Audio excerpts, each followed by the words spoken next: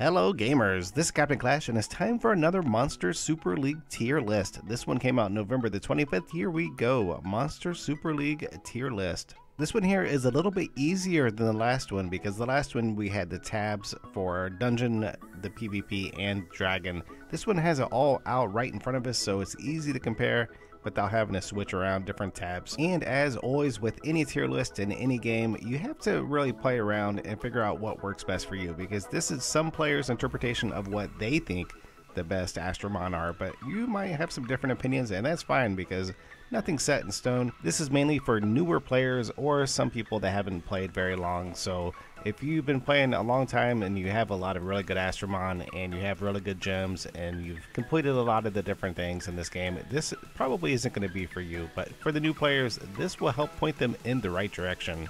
Okay, I'm not going to go over everything because I used to when it was just one big tier list, but once it got split up to Dungeon and then PvP and then Dragon, and then once all the new Astromon were added, that's going to be a very long video when you guys can pretty much check it out yourself and go at your own pace. So let me show you how to use this. It's pretty straightforward. This is the Monster Super League tier list. Monster Super League has a lot to offer, so there are Dungeons, PvP, and Dragon. So if you have an Astromon that does well in Dungeon, it might not do quite as well in PvP, so make sure you're looking at the correct area for the Astromon. So the Monster Super League Korean tier list, here we go. Okay, so it's pretty easy to read this. What you want to do is make sure that you're looking at the right Astromon for the right gameplay that you want. So this first one is the Dungeon, the second one is the PvP League, and the third one is Dragon. Underneath that you'll see the different types. There's fire, there's water, there's wood, light, and then dark, and this is all for Dungeon.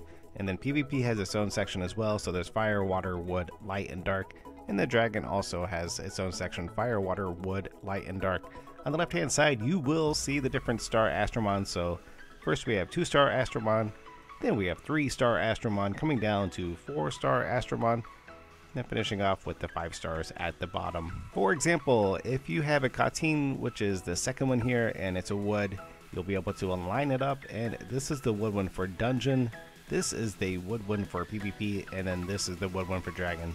So the Katyn is for wood at least, is coming in at a C across the board, which means you probably don't want to use it. On the other hand, if you have a Mona, which is down here in the 3 stars, and she's a wood, you'll see that she's coming in at an S for Dungeon, which is really good. After S is the A, so she's also pretty good in PvP, but then in Dragon she's a B, so you might not want to use her. So that's an example of why there are 3 different lists here, because in Dungeon she's excellent, PvP she's pretty good, and then B not quite as good. But then at the bottom you can see if you have a Nightmare that's a fire, it's good in Dungeon, Dragon, and PvP, so that's S across the board. I'm gonna have this list down in the description box and in the comment section below, so go ahead and click on it and you'll be able to check out all your Astromon to see which ones you like. You'll be able to find out which ones you don't want to use for rebirth. Make sure that you don't use any S's, because S's are pretty fantastic. Try to keep the rebirths for C's and maybe some B's if you don't use them. Alright, just to recap, we have Dungeon, PvP, and Dragon sections here. The Mons are on the left.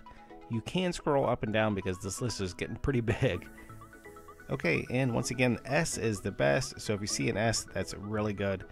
Next after S is A, then B, and then C. So S is the best, and then C in this case is the worst. And one thing I did notice is if you do scroll down, you'll still be able to see the colors here. So this is fire, this is water, this is wood, this is light, and this is dark.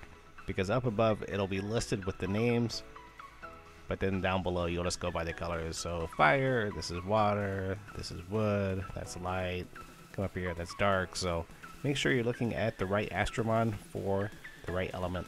Well, this has been Captain Clash going over the Monster Super League. Once again, down in the comment section and description box below you'll see the link. Go ahead and click on it and you'll be able to check out your Astromon. I want to thank you all for watching. Have a great day and happy gaming.